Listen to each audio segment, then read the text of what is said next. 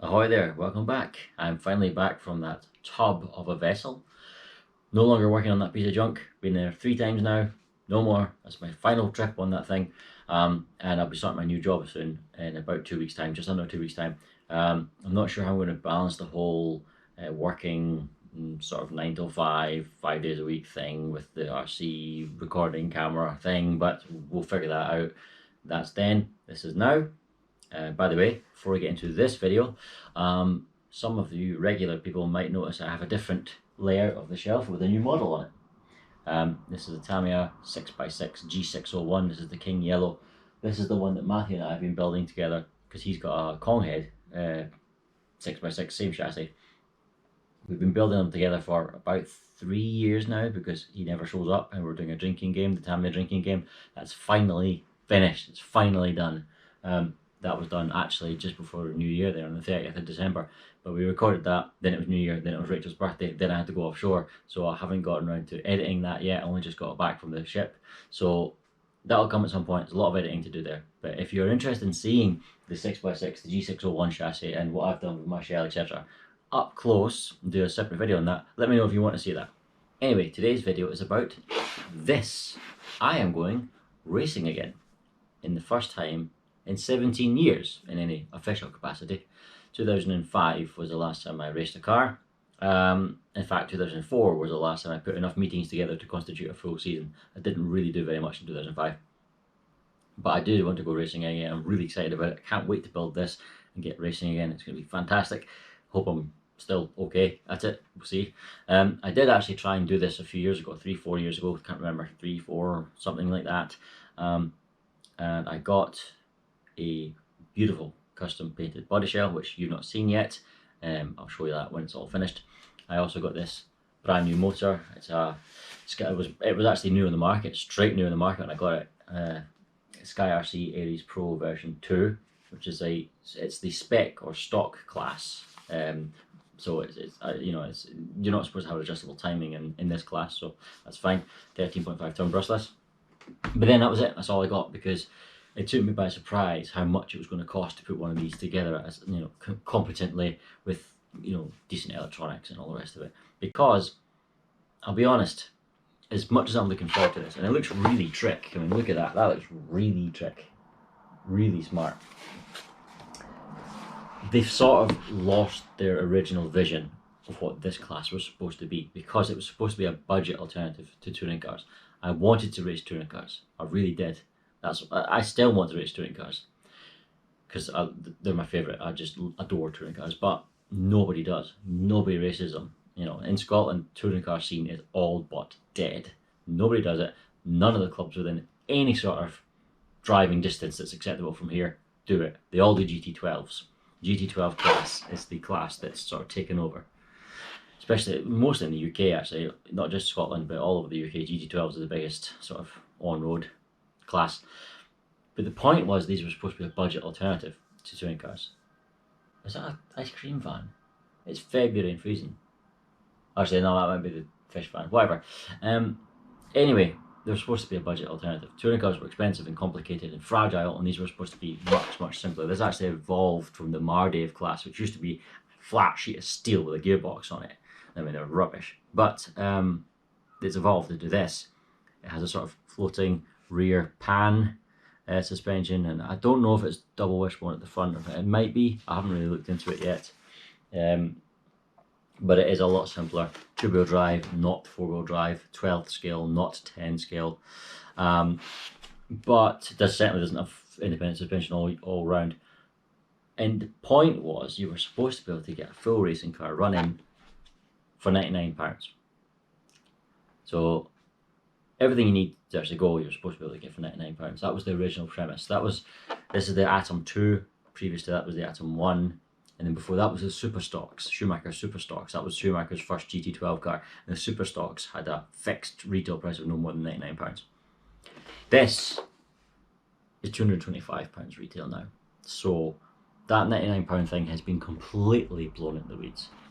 The problem was you could get the car for £99 back in the day, but it didn't come with a differential. So the differential was separate. You paid whatever you paid for that. But then if you didn't have a differential, you weren't competitive because people did have them and you'd get slaughtered by people who did if you didn't. So you needed one as well. So that £99 became whatever, 140 or whatever it was. And then things like that kept happening to the point when the original Atom came out, the Atom 1, it was basically, here's a super stocks car, a newer one, with all the optional bits that you needed to be competitive together. Oh, by the way, the retail price is now way past that 99 the original vision they had for the class. But anyway, I'm not starting on a negative, I'm just saying this is not as cost effective as I originally thought, which is why I didn't actually get around to racing a few years ago. I am better off financially than I was then. So, with all that said, what is this? Well, it's a little, as you can probably tell, racing kit. It needs to be completely assembled from scratch. It doesn't come with wheels and tyres. I have gone for the slightly more expensive carbon fibre version, where almost everything in the car is carbon fibre, although the chassis itself is steel. There it is. Actually, it's just falling out the back, so there's the chassis. So that gives you an idea how small it is. That's actually quite heavy, that's steel. So basically, the reason I didn't, you can buy a carbon fibre chassis, by the way, which I didn't do. Why not? Well, I'm sort of hedging my bets here. I'm kind of taking a little bit of a risk because I want the car to be as good as it can be. There is a minimum weight of 950 grams in this class. And I think with everything built up and all the electronics on it, I think I'm still going to need to add weight to get into that 950 gram category. So if I'm going to have to add weight, there'd be no point in getting a nice, more expensive and fancy carbon fibre chassis than having to stick even more weights onto it, because it's even more underweight than this would be. If I'm going to have ballast on a car, weight on a car, you might as well have it be in the chassis itself for the lowest possible centre of gravity. So that's what I've gone for. That's my risk. If it comes down overweight, then we'll maybe look at getting the carbon fibre chassis, but I don't think it will, because Schumacher themselves sell brass weights for this class in order to get it within the regulations. So that's my thinking. I did order a few extras. I ordered this top deck conversion plate. This is part of the risk when I was talking about the chassis. This is a sort of increase the rigidity of the chassis, which should increase cornering speeds. This is compatible with this chassis, not with the carbon fibre chassis. So I need to buy a whole new bag of these if I got the carbon chassis, and these aren't cheap, they're about £30. So yeah, there's that. The other extras I bought, and I thought this was a bit cheeky, frankly. Where's the other bag of springs here? I ordered front and rear spring kits. It's £10 for the front spring kits, £20 for the rear spring kits. That gives you the different compounds that you can play around with, different spring rates. But they've just basically, as you can see, put pen springs in a bag. Those are pen springs. I don't care if they're supposed to be for this car. Those are pen springs. That's how small this is. Back ones are a little bit bigger. You know, there's the rear ones. Yeah, when I saw them, I was like, "Are you sure those are the race springs?" And they've not just went, "Oh, we're out of stock. Let's just unscrew this pen, put that in there." I mean, look at it. But there are different rates, etc. So for tuning, another hidden cost. Bear in mind, this is supposed to be less than a touring car. Touring cars, high-end touring cars, were over £300. So this 225, it is cheaper, but it's not a huge amount cheaper. And then you go, okay, buy the springs. Well, you had to buy different springs on the touring cars anyway, so that's nothing. But with a touring car, you can adjust the camber and tow and all the rest of it from the box. It's adjustable from the box. For a high-end one, I mean, a racing one. These aren't quite the same. You have sort of strap, carbon fibre strap across the top there. And it's these straps that dictate the front steering geometry. So, for example, I don't know what the toe and camber is as standard, but there'll be a strap that says, and I'm pulling these figures out of thin air, but you'll get what I'm meaning. There'll be a strap that says, oh, this one gives you front towing of 1 degree, front camber of 1 degree. So you'll fit the strap and it'll be like this slightly. And then, here's another strap that gives you 2 degrees of towing, but still 1 degree of camber, or vice versa. So you eventually got to build up a little collection of these little carbon fibre straps in order to have the range of configurations for the front of your car. Touring cars, you just adjust the turnbuckles. That's all included as standard. These strap things are whatever they are, 10, 12 quid each. So they weren't in stock in Schumacher, so couldn't get them from Tame Models because I wanted to get this from Tame Models, which is what I did. Don't have them yet, but I will get them.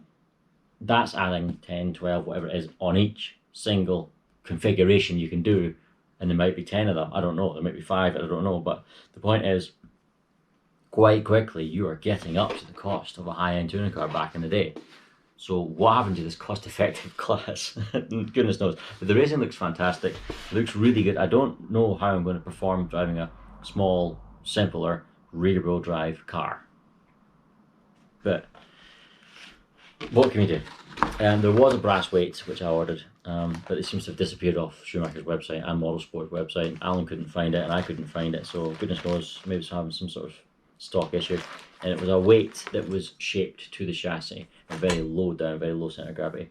So I think I'll need that to get within the 950 grams weight limit, but we'll see. What I'm going to do is, I don't know the tyre compounds of the club I want to try. There's a club that's relatively near to me. Don't know if they've got control tyres or not. So I'm going to go along to the club without the car first time and just see what they're using, see what tyres they're using. And I'll also ask if they are sticking to the weight limit. If they are absolutely, some clubs are a little bit more lax when it comes to things like that, apart from when there's big events in other clubs and, annual events is what I'm trying to say. Annual events where people come from all over the country or from all over Europe. They will be very stringent, there'll be scrutineers. But most of the time, they don't really bother a lot of the time. So I want to see what this club does, because if there's no point in me sticking loads of weight to this car and making it the 950 grams if there's people driving around 250 grams lighter. So we'll see.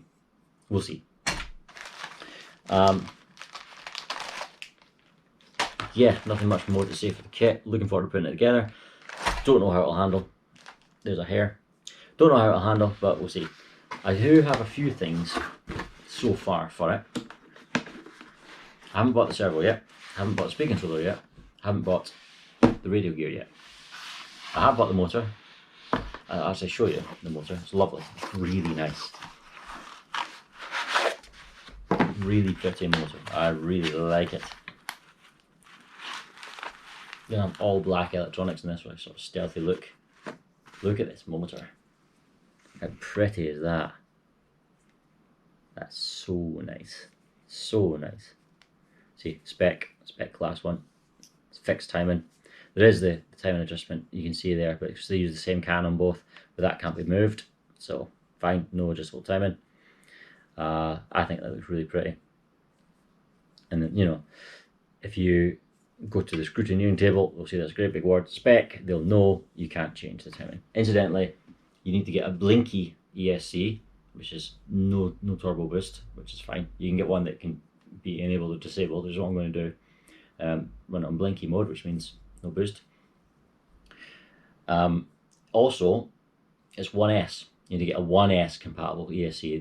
That again makes it more expensive. 2S ESCs, even censored brushless ones, super cheap. Get them anywhere.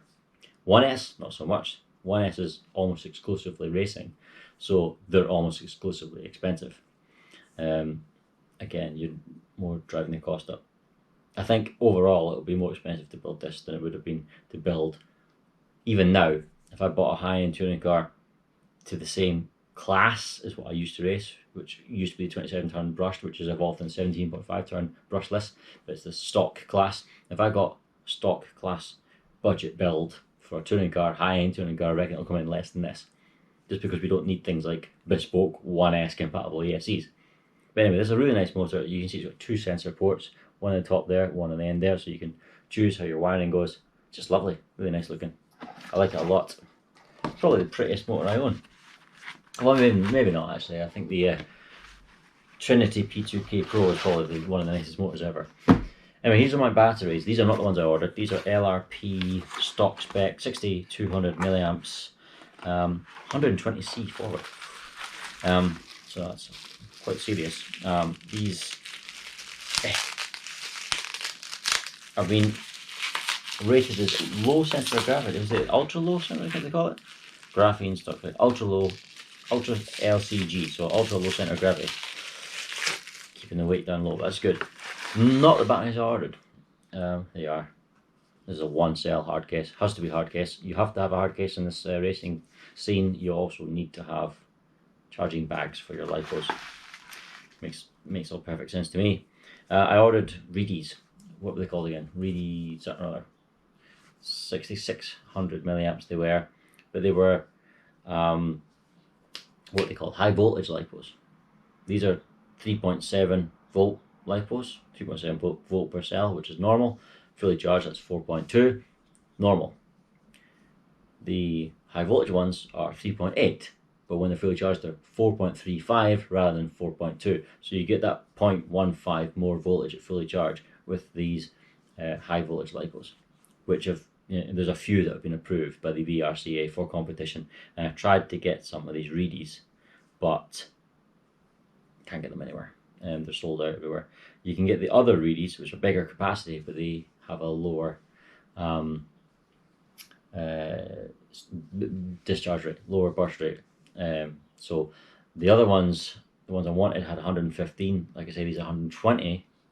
The other ones were only 85, the bigger ones. So anyway, we'll see what these are like, because if, no doubt, there's going to be people here in this club with cheaper batteries, but there will be people with the very best high voltage batteries, 4.35 fully charged versus 4.2 fully charged, and we'll see what the difference is. They might not quite have the legs down the straight versus some people. Having said that, that's not my first goal. My first goal is to become competent at driving these things. So we'll have to see what happens. I don't know how well I'll get on. We're going to follow the racing journey. I won't be recording races, I don't think, because I think that's really off-putting to the other drivers. I wouldn't want to do that. But I'll be certainly doing sort of a diary of my progress, and we'll see how we get on. And I'm looking really forward to building this and trying it out for the first time. I cannot wait to go racing again. So, wish me luck, and I'll speak to you later on. Take care. Bye-bye.